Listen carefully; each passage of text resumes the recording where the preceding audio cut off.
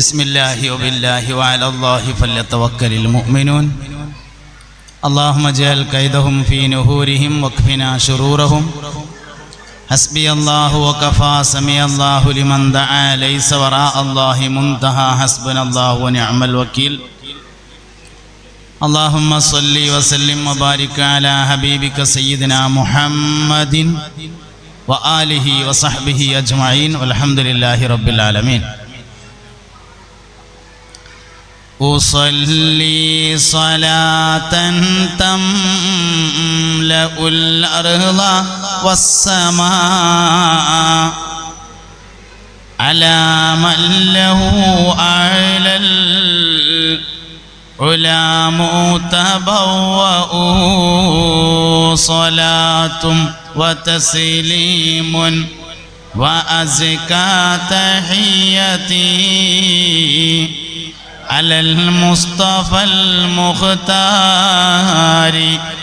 خير البرية أقيم مقاما لم يقم فيه مرسل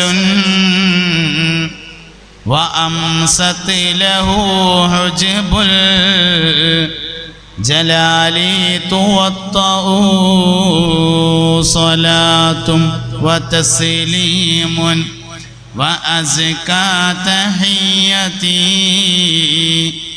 على المصطفى المختار خير البرية إلى العرش والكرسي أحمد قد دنا ونورهما من نوره يتلألأ صلاة وتسليم وأزكى تحيتي على المصطفى المختار خير البرية إلى أمة سيدنا محمد. മുഅ്മിനീങ്ങളെ, മുഹമ്മദ് നബി സല്ലല്ലാഹു അലൈഹി വസല്ലമ പഠിപ്പിച്ചതനുസരിച്ച് മഴ പെയ്യുന്ന സമയം ദുആ ചെയ്യാൻ ഏറ്റവും അനുയോജ്യമായ സമയമാണെന്നാണ്. പ്രാർത്ഥിക്കുവാൻ പത്തദബുകൾ അറിയേണ്ടതാണ്, അല്ലാതിരുന്നാൽ ഉത്തരം മുട്ടുന്നതാണ്. അതിലൊന്ന് സമയം നോക്കണം എന്നാണ്. മഴ പെയ്തിരിക്കും സമയം അതിലൊന്നാണ്. അള്ളാഹു ഞമ്മക്കെല്ലാവർക്കും ബറക്കത്ത് നൽകട്ടെ, ആഖിബത്തിനെ നന്നാക്കി നല്ല മരണം നൽകട്ടെ. പല സന്ദർഭങ്ങളിൽ, പല സാഹചര്യങ്ങളിൽ, പല സ്ഥലങ്ങളിൽ വെച്ച് ഒരുപാട് ആളുകൾ ദുആ ചെയ്യാൻ വസിയത്ത് ചെയ്തിട്ടുണ്ട്. അള്ളാഹു അവരുടെ എല്ലാ മുറാദുകളെയും ഹാസിലാക്കി കൊടുക്കട്ടെ. ആമീന ബിറഹ്മതിക യാ അർഹമർ റഹീമീൻ. ദുആഉ അശ്രിൻ ലം യുറദ്ദ റബ്ബുനാ വഉദ്ദ ഉലാലിമൻ ഫീ ദീനിനാ. 10 ആൾക്കാരുടെ ദുആ അല്ലാഹു തആല തട്ടിക്കളയൂല എന്നാണ്.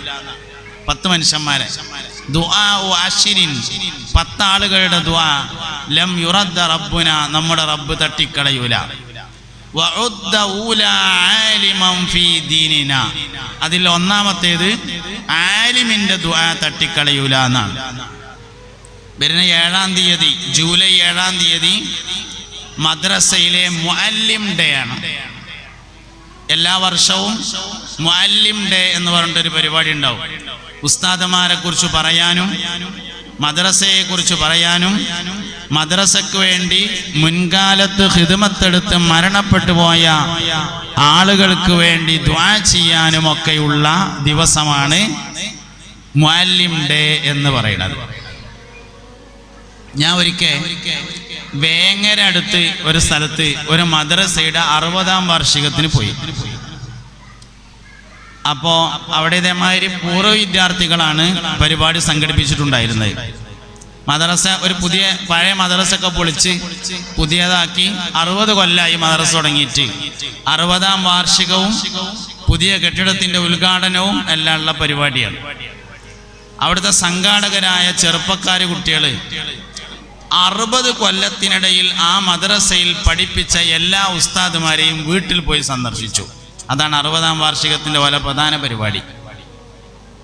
ജീവിച്ചിരിക്കുന്ന ആൾക്കാരുണ്ട്, നീച്ച് നടക്കാൻ പറ്റുന്നവരൊക്കെ വാർഷികത്തിന് ക്ഷണിച്ചു.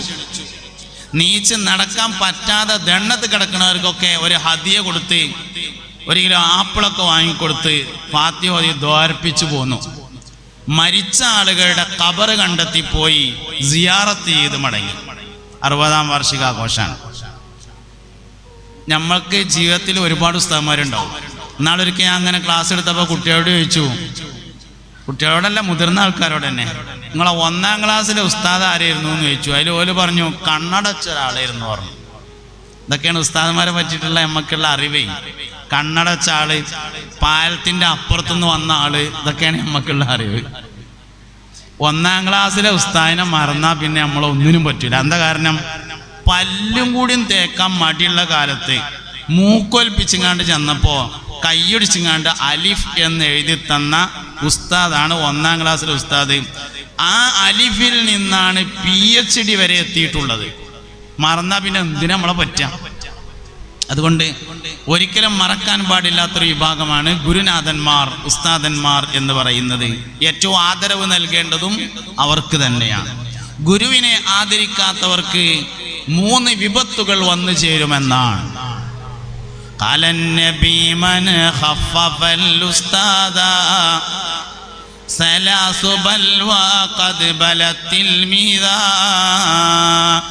ഗുരുവിനെ അനാദരിച്ചാൽ 3 വിപത്തുണ്ടാകും.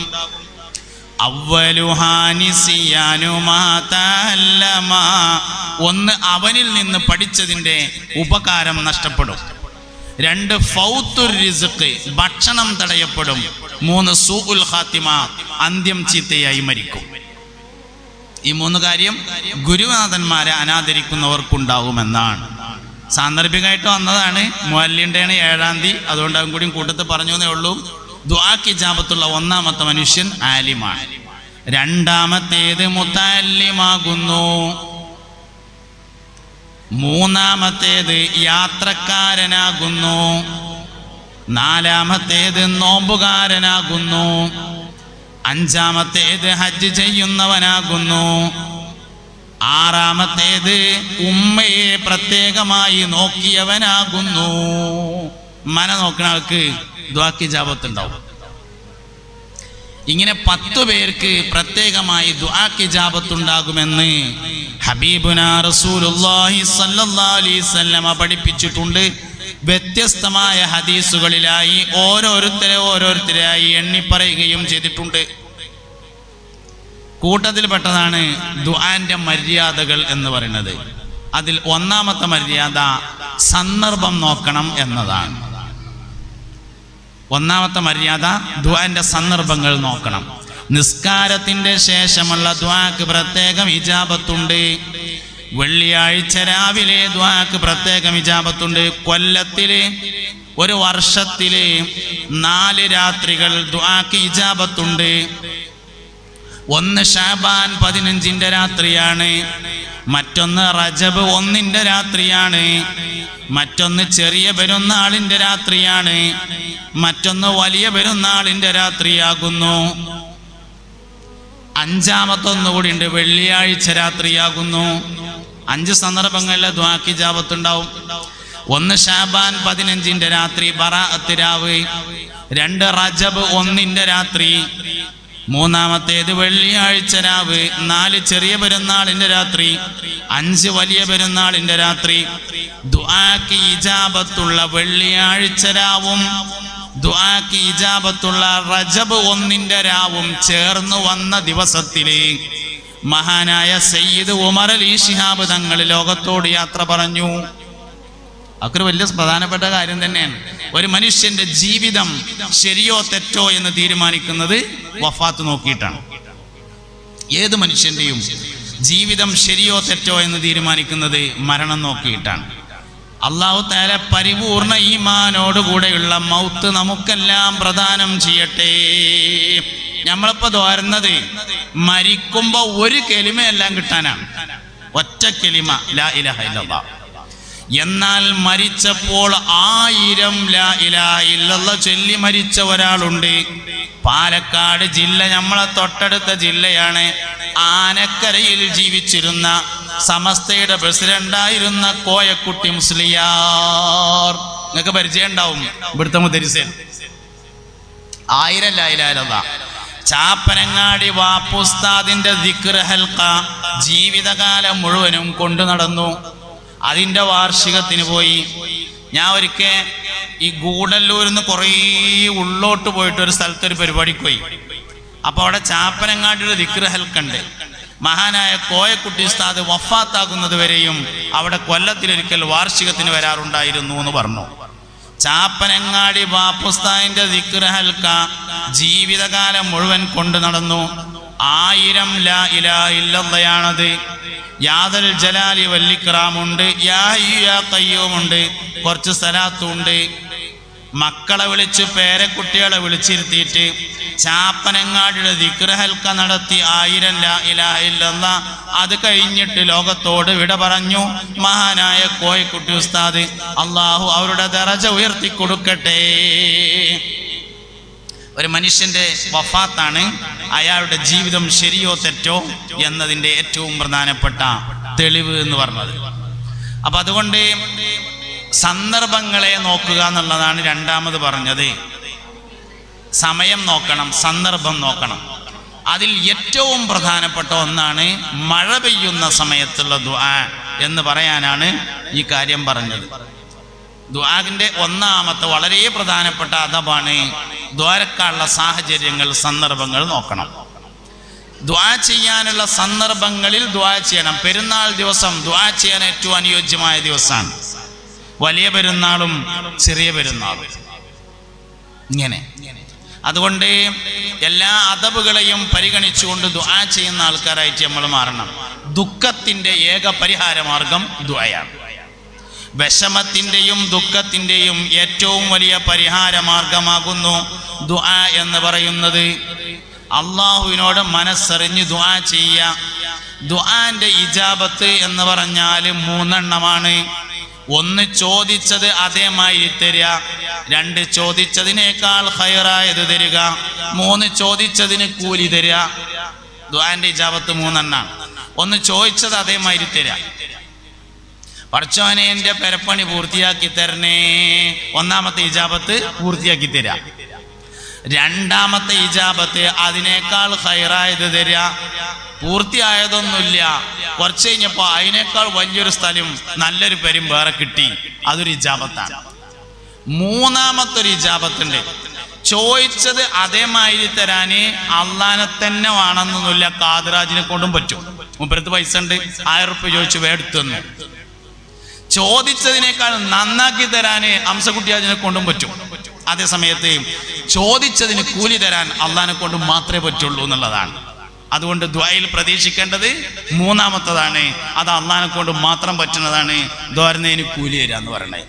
ഇത് മനസ്സിലാക്കാത്തത് കൊണ്ടാണ് ദ്വാരക്കുമ്പോൾ ടെൻഷൻ ഉണ്ടാകുന്നത്. അടച്ചവനെ എന്താ കാട്ട റബ്ബേ, 5 നേരം സുബഹി നിസ്കരിച്ചിട്ടും ഇന്റെ പെരപ്പണി തീരുന്നില്ല, ദ്വാരക്കന്നെ എന്നിട്ട് തീരുന്നില്ല. അപ്പുറത്തെ മറ്റോണ്ടല്ലോ, ഓനെ കേക്കോട്ടുന്തിയാ പടിഞ്ഞാട്ടുന്തിയാലും കേക്കോട്ടുക്ക് മറിഞ്ഞിട്ടേ വിഗുള്ളൂ. ഓന് തട്ടുമല തട്ടിട്ടു. എന്തിനാ റബ്ബേ എന്നെ ഇങ്ങനെ ആക്കണത് എന്ന് തോന്നൽ മാറണമെങ്കിൽ ദ്വാന്റെ ഇജാബത്ത് 3 എണ്ണം ഉണ്ട് എന്ന് മനസ്സിലാവണം. 1 ചോദിച്ച മാതിരി തരിക, 2 ചോദിച്ചതിനേക്കാൾ ഖൈറായത് തരിക, മൂന്നാമത്തത് ചോദിച്ചതിന് കൂലി തരിക. അതിനാണ് ശരിക്കും അള്ളാഹു തരാൻ ആവശ്യമുള്ളത്. അതാണ് യഥാർത്ഥത്തിൽ ദുആന്റെ ഏറ്റവും വലിയ ഇജാബത്ത്. ഇങ്ങളെന്നോട് ചോദിച്ചോളി, ഞാൻ നിങ്ങൾക്ക് തന്നോളാം എന്ന് അള്ളാഹു തആല പറഞ്ഞിട്ടുണ്ട്. നിങ്ങളെന്നോട് ഉദൂനി അസ്തജിബ് ലക്കും, നിങ്ങളെന്നോട് ചോദിച്ചോളി ഞങ്ങൾക്ക് തരാൻ വേണ്ടി പറഞ്ഞ തന്നെയാണ്, പറ്റിക്കാൻ വേണ്ടി പറഞ്ഞതല്ല. തരാനുള്ളോൻ പറഞ്ഞതാണ്. തരുന്ന് പറഞ്ഞാൽ തരണോൻ പറഞ്ഞ തന്നെയാണ് നിങ്ങളെന്നോട് ചോദിച്ചോളി ഞാൻ തരാന്ന്. പിന്നെന്താ പ്രശ്നം? ഇവിടുന്ന് തരാന്ന് പറഞ്ഞിട്ടില്ല, അതാണ് പ്രശ്നം. ഇവിടുന്ന് തരാന്ന് പറഞ്ഞിട്ടില്ല, ഞമ്മക്ക് തോന്നുമ്പോ തരാന്ന് പറഞ്ഞിട്ടില്ല, ഓന് തോന്നുമ്പോ തരാന്നാണ് പറഞ്ഞിട്ടുള്ളത്. നമ്മളെ വിചാരം ഞമ്മക്ക് തോന്നുമ്പോ തരാന്ന് അവൻ പറഞ്ഞത് എന്നാണ്. അങ്ങനെയല്ല പറഞ്ഞത്, അവന് തോന്നുമ്പോൾ തരാമെന്നാണ് പറഞ്ഞിട്ടുള്ളത്. തരാന്ന് പറഞ്ഞാൽ തരും. അതുകൊണ്ട് ദുആന്റെ സന്ദർഭങ്ങളെ ഉപയോഗപ്പെടുത്തി ദ്വാരക്കണം.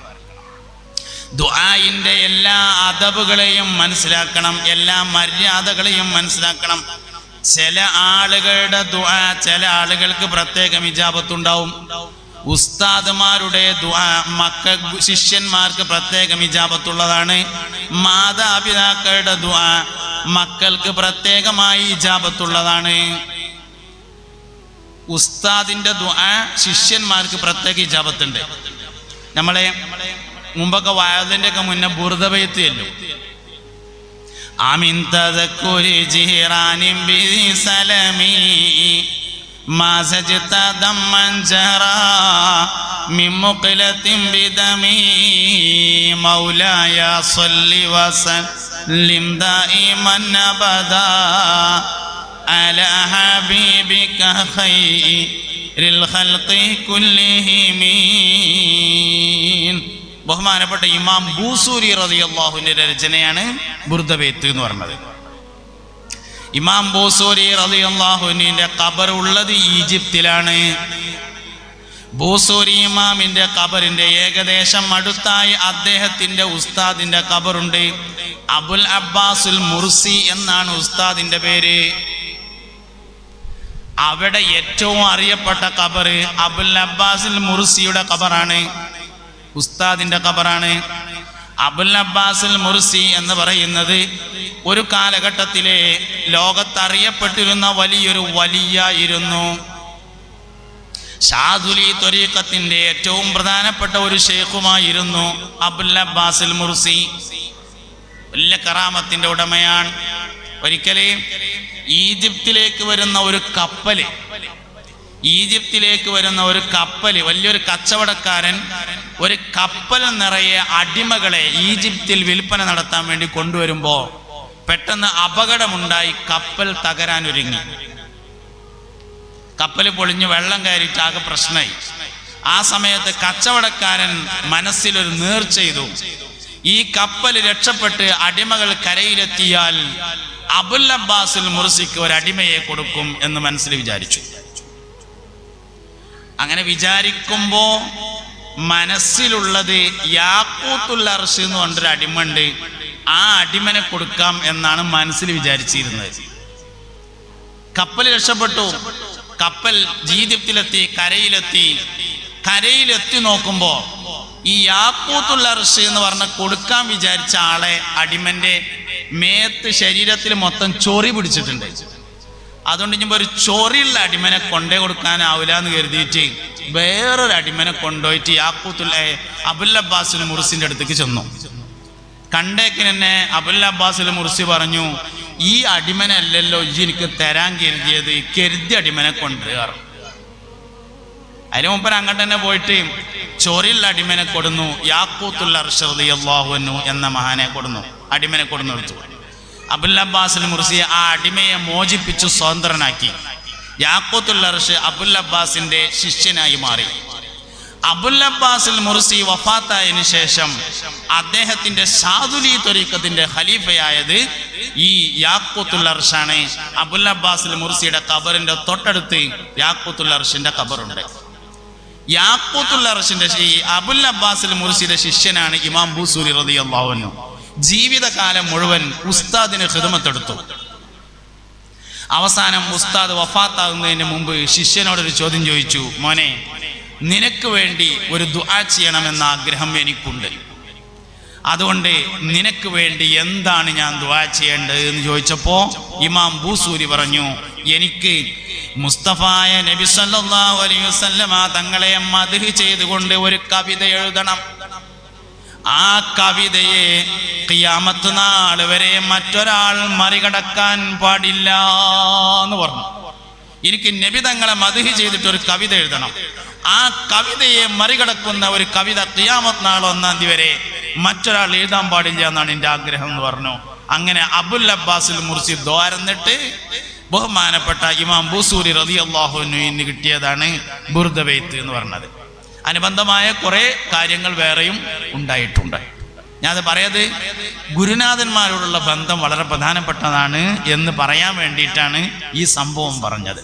പക്ഷെ നമുക്ക് നമ്മളെ ഉസ്താദുമാരെ ഗുരുനാഥന്മാരെ ഓർമ്മയില്ല. 4000 ഉസ്താദുമാരിൽ നിന്ന് ഇൽമു പഠിച്ച ആളാണ് മഹാനായ സയ്യിദുനാ മുഹമ്മദ് ബിൻ ഇസ്മായിലുൽ ബുഖാരി റളിയല്ലാഹു അൻഹു. 4000 ഉസ്താദുമാർ കേട്ടോ. നമുക്ക് മര്യാദക്ക് 4 ഉസ്താദുമാരില്ല. മര്യാദക്ക് ഒരു 4 ഉസ്താദുമാര് നമുക്കില്ല. 4000 ഉസ്താദുമാരുടെ ഗുരു ശിഷ്യനായിരുന്നു മഹാനായ മുഹമ്മദ് ബിൻ ഇസ്മായിലുൽ ബുഖാരി റളിയല്ലാഹു അൻഹു എന്ന് പറയുന്ന ആള്. ഇമാം ബുഖാരി റളിയല്ലാഹു അൻഹു സഹീഹുൽ ബുഖാരിയുടെ രചന പൂർത്തിയാക്കി ദുൽഹിജ്ജ മാസത്തിലാണ്. സഹീഹുൽ ബുഖാരിയുടെ രചന പൂർത്തിയായത് ദുൽഹിജ്ജ മാസത്തിലാണ്.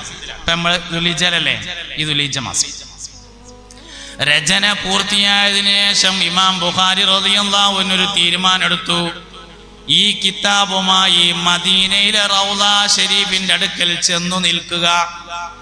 അങ്ങനെ നബി തങ്ങൾ യഖ്ളത്തിലോ ഉണർച്ചയിലോ ഉറക്കിലോ എന്നെ വിളിക്കുമ്പോ സഹീഹുൽ ബുഖാരി നെഞ്ചോട് ചേർത്ത് പിടിച്ചുകൊണ്ട് റൗള ഷരീഫിലേക്ക് സലാം പറഞ്ഞു കയറണം. അതായിരുന്നു സഹീഹുൽ ബുഖാരിയുടെ പ്രകാശനമായി തീരുമാനിച്ചത്. അങ്ങനെ സയ്യിദുനാ മുഹമ്മദ് ബിൻ ഇസ്മായിലുൽ ബുഖാരി റളിയല്ലാഹു അൻഹു ബഹുമാനപ്പെട്ട സഹീഹുൽ ബുഖാരിയും കയ്യിൽ പിടിച്ചുകൊണ്ട് മദീനയിലെ റൗള ഷരീഫിന്റെ പരിസരത്ത് ചെന്ന് അത് നെഞ്ചോട് ചേർത്ത് പിടിച്ചുകൊണ്ട് നിന്നു. ദിവസങ്ങളോളം നിന്നു. നബി തങ്ങൾ വിളിച്ചില്ല. വിളിച്ചാലേ കയറുള്ളൂ, കയറിയിട്ടേ മടങ്ങുള്ളൂ എന്ന് തീരുമാനിച്ചു. വിളിച്ചിട്ടേ ഞാൻ കയറുള്ളൂ, കയറിയിട്ടേ നാട്ടിക്കൊള്ളൂ എന്ന് തീരുമാനിച്ച് അവിടെ നിന്നു. അവസാനം നബി തങ്ങൾ വിളിച്ചു. മുഹമ്മദ് ബിൻ ഇസ്മായിലുൽ ബുഖാരി സഹീഹുൽ ബുഖാരി നെഞ്ചോട് ചേർത്ത് പിടിച്ചുകൊണ്ട് റൗള ഷരീഫിലേക്ക് സലാം പറഞ്ഞുകൊണ്ട് കയറി. അന്ന് ഇമാം ബുഖാരി നിന്ന സ്ഥലത്ത് പിന്നീട് സൗദി ഭരണകൂടം ഒരു പള്ളി നിർമ്മിച്ചു. ആ പള്ളിയാണ് മദീനയിലെ റൗളയുടെ അടുത്ത് കാണുന്ന മസ്ജിദുൽ ബുഖാരി എന്ന പേരായ പള്ളി. ഗുരുനാഥന്മാരെ കുറിച്ചാണ് ഞാൻ പറഞ്ഞത്. അതുകൊണ്ട് വളരെ പ്രധാനപ്പെട്ട ഒരു സംഗതിയാണ്. മഹാനായ അബൂ ഹനീഫത്ത് നുഅ്മാൻ റളിയല്ലാഹു അൻഹു 4 മദ്ഹബുകളിലെ ഒരു മദ്ഹബിന്റെ ഇമാമാണ്. ഇമാം അബൂ ഹനീഫത്ത് അൽ കൂഫി റളിയല്ലാഹു അൻഹു. അബൂ ഹനീഫ ഇമാം റളിയല്ലാഹു അൻഹു തന്റെ ഉസ്താദിന്റെ വീടിനു നേരെ കാൽ നീട്ടാറുണ്ടായിരുന്നില്ല. ഉസ്താദിന്റെ വീടിന്റെ നേരല്ല, ഉസ്താദിന്റെ നേരല്ല, ഉസ്താദിന്റെ വീടിനു നേരെ കാൽ നീട്ടിയിരുന്നില്ല. അബൂ ഹനീഫ ഇമാം റളിയല്ലാഹു അൻഹുവിന്റെ വീട് കഴിഞ്ഞ് ആയിക്കോട്ടെ, എനിക്ക് വെള്ളം കുടിക്കാനുള്ള സമയക്കാരതെന്ന് മനസ്സിലാണ്. ബിസ്മില്ലാഹിർ റഹ്മാനിർ റഹീം.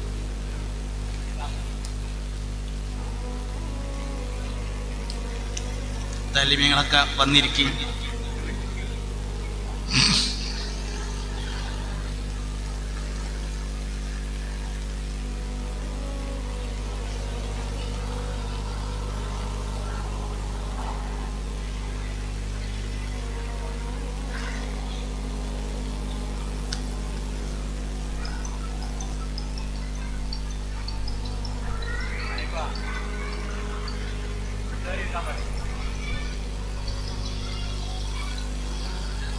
റെഡി? കേൾവിക്കാർ റെഡി ആയാലേ ഞാൻ റെഡി ആവുള്ളൂ. റെഡി? ഒരായത്തുൽ കുർസി ഓതി. ബിസ്മില്ലാഹിർ റഹ്മാനിർ റഹീം. അല്ലാഹു ലാ ഇലാഹ ഇല്ലാ ഹുവൽ ഹയ്യുൽ ഖയ്യൂം ലാ തഅഖുദുഹു സിനത്തുൻ വലാ നൗം ലഹു മാ ഫിസ് സമാവാതി വമാ ഫിൽ അർദ് من ذا الذي يشفع عنده إلا بإذنه يعلم ما بين أيديهم وما خلفهم ولا يحيطون بشيء من علمه إلا بما شاء وسع كرسيه السماوات والأرض ولا يؤوده حفظهما وهو العلي العظيم. നോക്കെല്ലാരും അബൂ ഹനീഫ ഇമാം റളിയല്ലാഹു അൻഹു ഉസ്താദിന്റെ വീടിന്റെ നേരെ കാൽ നീട്ടാറുണ്ടായിരുന്നില്ല. അത്രയും വലിയ ആദരവും ബഹുമാനവും ഗുരുവിന് നൽകിയിരുന്നു. പറയേണ്ടായ കാരണം പിന്നെ ഗുരുനാഥന്മാരോടുള്ള ആദരവ് വളരെ പ്രധാനപ്പെട്ടതാണ് എന്നറിയിക്കാൻ വേണ്ടിയിട്ടാണ്. അതുകൊണ്ട് ദുആന്റെ ഇജാബത്തും ദുആന്റെ മര്യാദകളും ഗുരുനാഥന്മാരുടെ ഉസ്താദന്മാരുടെ ദുആ ശിഷ്യന്മാർക്ക് വലിയ ഫലമുള്ളതായിരിക്കും. ഇതുപോലെ മാതാപിതാക്കളുടെ ദുആ മക്കൾക്ക് വളരെ ഫലമുള്ളതാണ്. നമ്മളിങ്ങനെ ചരിത്രം പരിശോധിച്ച് നോക്കിയാൽ ചരിത്രത്തിൽ അറിയപ്പെടുന്ന ഒരുപാട് ആൾക്കാർ മാതാപിതാക്കളുടെ ദുആയാണ്. ബഹുമാനപ്പെട്ട ഗൗസുൽ ആദം സുൽത്താൻ മുഹിയുദ്ദീൻ അബ്ദുൽ ഖാദിർ അൽ ജീലാനി ഖദ്ദസല്ലാഹു സിർറഹുൽ അസീസ് ഉമ്മാന്റെ ദുആയാണ്. നേരത്തെ പറഞ്ഞ ഇമാം ബുഖാരി റളിയല്ലാഹു അൻഹു ജന്മന കണ്ണ് കാണാത്ത ആളായിരുന്നു എന്നാണ്. ഇമാം ബുഖാരി റളിയല്ലാഹു അൻഹുവിന്റെ താരീഖിലുണ്ട് മഹാനവറുകൾ ജന്മന കാഴ്ച കുറഞ്ഞ ആളായിരുന്നു. ഉമ്മ ദോരന്ന് കണ്ണിന് കാഴ്ച തിരിച്ചു കിട്ടിയിട്ട് 4000 ഉസ്താദുമാരെ കണ്ട് ഇൽമു പഠിക്കാനുള്ള അവസരമുണ്ടായി. ഇമാം ബുഖാരിയുടെ ബാക്കിൽ ഉമ്മാന്റെ ദുആനുണ്ടായി. ബഹുമാനപ്പെട്ട ഗൗസുൽ ആദം സുൽത്താൻ മുഹിയുദ്ദീൻ അബ്ദുൽ ഖാദിർ അൽ ജീലാനി ഖദ്ദസല്ലാഹു സിർറഹുൽ അസീസ് മഹാനവറുകളുടെ പിതാവ് ചെറുപ്പത്തിൽ മരണപ്പെട്ടിട്ടുണ്ട്. ഉമ്മാന്റെ ദുആയാണ് കളവ് പറയല്ല എന്നുമ്മ ചൊന്നാരേ കള്ളന്റെ കയ്യിൽ പൊന്നെ കൊടുത്തോവര്. മുഹിയുദ്ദീൻ ശൈഖ് റളിയല്ലാഹു അൻഹു ഉമ്മാന്റെ ദുആ കിട്ടിയതാണ്. ഇങ്ങനെ നമ്മൾ ചരിത്രം പരിശോധിച്ചാൽ അമ്പിയാക്കൾ വരെയുണ്ട്. ഇബ്രാഹിം നബി അലൈഹി ഇസ്ലാമിന്റെ വാപ്പ ചെറുപ്പത്തിൽ മരണപ്പെട്ടിട്ടുണ്ടായിരുന്നു. ഇബ്രാഹിം നബി അലൈഹി ഇസ്ലാമിന് ഉമ്മാന്റെ ദുആ കിട്ടിയിട്ടുണ്ടെന്ന് കാണാം. ഈസ നബി അലൈഹി ഇസ്ലാമിന് ഉമ്മാന്റെ ദുആ കിട്ടിയതാണ്. മൂസ നബി അലൈഹി ഇസ്ലാമിന്റെ വാപ്പാക്ക് ഈ കുട്ടിയുടെ വാപ്പയാണ് ഞാന് എന്ന് പറയാനുള്ള അവസരം പോലും ഉണ്ടായിട്ടില്ല. ഉമ്മാന്റെ ദുആയാണ് മൂസ നബിക്ക് കിട്ടുന്നത്. ഇങ്ങനെ ഒരുപാട് ആളുകളെ പരിശോധിച്ചാല് മാതാപിതാക്കളുടെ ദുആ കിട്ടിയതാണ് എന്ന് കാണാം. അതുകൊണ്ട് മക്കൾക്ക് വേണ്ടി മാതാപിതാക്കളുടെ ദുആ വളരെയധികം ഫലപ്രദമാണ്. എല്ലാവരും ദ്വാരക്കണം. ഞാൻ കുറേ ആലോചിച്ച് നോക്കിയിട്ടുണ്ട്. ഈ പിന്നെ മാതാവിൻ്റെ കാലിൻ ചുവട്ടിലാണ് സ്വർഗം എന്ന് പറഞ്ഞതിനെ കുറിച്ച്. അതായത് സ്കൂളിൽ കൊടുക്കാനുള്ള ഫീസ് വാപ്പാൻ്റെ അടുത്താണ് കൊടുത്തിട്ടുള്ളത്. മോട്ടോർ സൈക്കിളിൽ എണ്ണടിക്കാനുള്ള പൈസ വാപ്പാൻ്റെ അടുത്താണ് കൊടുത്തത്. യൂണിഫോം വാങ്ങാനുള്ള പൈസയും ബാഗ് വാങ്ങാനുള്ള പൈസയും വാപ്പാൻ്റെ അടുത്താണ്. പെരേക്ക് മീൻ വാങ്ങാനുള്ള പൈസ വാപ്പാൻ്റെ അടുത്ത്. ദണ്ണ ഉണ്ടായാൽ പാരസിറ്റമോൾ വാങ്ങാനുള്ള പൈസയും വാപ്പാൻ്റെ അടുത്ത്. സ്വർഗം മാത്രം ഉമ്മാൻ്റെ അടുത്ത്. എന്തേക്കാരപ്പം ഈ സ്വർഗം ഉമ്മാൻ്റെ അടുത്ത് കൊടുത്തത് ഞാൻ കുറെ ആലോചിച്ചിട്ടുണ്ട്. എനിക്ക് കിട്ടിയ ഒരു ഉത്തരം, ഉമ്മാൻ്റെ അടുത്താവുമ്പോൾ വേഗത്തിൽ വാങ്ങാൻ പറ്റും, വാപ്പാൻ്റെ ഇരുന്ന് അത്ര എളുപ്പം കിട്ടൂല. അതുകൊണ്ട് മനുഷ്യന് സ്വർഗം വാങ്ങാനുള്ള എളുപ്പ വഴിയായിട്ടാണ് ഉമ്മയുടെ അടുക്കൽ കൊടുത്തത് എന്നാണ് ഞാൻ മനസ്സിലാക്കുന്നത്. അപ്പൊ ഒരു കാര്യമുണ്ട്, എന്നിട്ടും വാങ്ങിയില്ലെങ്കിൽ ഓനൊന്നിനും പറ്റൂല. ഉണ്ടല്ലോ, എളുപ്പമുള്ള ആളെടുത്ത് കൊടുത്തിട്ടോ വാങ്ങിയില്ല എന്നാ പിന്നെ ഓനോ ഒന്നിനും പറ്റാതാവും. അതിനായിരിക്കും ഉമ്മാന്റെ അടുത്ത് കൊടുത്തത് എന്നാണ് ഞാൻ മനസ്സിലാക്കുന്നത്. ഉമ്മാരും മനസ്സിലാക്കേണ്ട ഒരു കാര്യമുണ്ട്, എളുപ്പം കൊടുക്കാനാണ് ഉമ്മാന്റെ അടുത്ത് തന്നിട്ടുള്ളത്. ചില ഉമ്മാർക്കെങ്കിലും തോന്നുന്നത് ഞാൻ മരിച്ചാൽ എൻ്റെ മയ്യത്ത് പുറം പോലും കാണിച്ചു കൊടുക്കണ്ട ഓനെ, അതിനല്ല ഉമ്മാന്റെ അടുത്ത് തന്നത്. ഇമ്മാന്റെ അടുത്ത് തന്നത് എന്തായാലും എൻ്റെ കുട്ടിയല്ലേ എന്ന് വിചാരിക്കാനാണ്. ഞാൻ ഈ പറയണ നിങ്ങൾക്ക് മനസ്സിലാവുണ്ടോന്ന് അറിയില്ല. നമ്മളൊക്കെ ഏകദേശം ഒരു നാട്ടുകാരായതുകൊണ്ട് നമ്മളൊക്കെ നാട്ടിലുള്ള അവസ്ഥ ഒന്ന് തന്നെ ഇക്കാരം. അതുകൊണ്ടാണ് ഉമ്മാന്റെ അടുത്ത് അള്ളാഹു തആല സ്വർഗം കൊടുത്തതേ മരിച്ചാലും മയ്യത്തുമ്പുറം കാൽപ്പിച്ചു കൊടുക്കരുത് എന്ന് പറയാനല്ല. പിന്നെ എന്തിനാ കൊടുത്തത്? എന്തൊക്കെ പറഞ്ഞാലും ഇന്റെ കുട്ടിയല്ലേ എന്ന് വിചാരിക്കാൻ ഉമ്മാക്കാണ് വാപ്പാനേക്കാൾ കൂടുതൽ പറ്റുക എന്നതുകൊണ്ടാണ് ഉമ്മരുത് എന്നത്. കൊടുക്കാൻ വേണ്ടി തന്നതാണ്, കൊടുക്കാതിരിക്കാൻ വേണ്ടി തന്നതല്ല എന്ന് ഉമ്മയും മനസ്സിലാക്കുന്നത് നല്ലതാണെന്ന് സാന്ദർഭികമായി പറയാം. അതുകൊണ്ട് ഉമ്മാന്റെ ദുആ, വാപ്പാന്റെ ദുആ വളരെ പ്രധാനപ്പെട്ടതാണ്. ഉമ്മാനെ എപ്പോഴും പറയലുണ്ട് കേട്ടോ. പറയാത്തൊരാളാണ് വാപ്പ. ഉമ്മാനെ എല്ലാവരും ഏതറിയുമ്പോ പറയും. വാപ്പ ഉമ്മാക്ക് പറഞ്ഞ എല്ലാ ഫളായിലും വാപ്പക്കുണ്ട്. അല്ലാഹു റബ്ബുൽ ഇസ്സത്തിന്റെ ആദ്യത്തെ സൃഷ്ടി വാപ്പയാണ്. അബൂനാ അബുൽ ബശർ സയ്യിദുനാ ആദം അലൈഹിസ്സലാം. അല്ലാഹു ആദ്യം പഠിച്ചത് ഉമ്മാനല്ല, അല്ലാഹുവിന്റെ ആദ്യത്തെ ഖൽഖ് വാപ്പയാണ്. അതാണ് അബുൽ ബശറായ ആദം നബി അലൈഹിസ്സലാം. മനുഷ്യനെ ചേർക്കപ്പെടുന്നത് അവന്റെ പിതാവിലേക്കാണ്.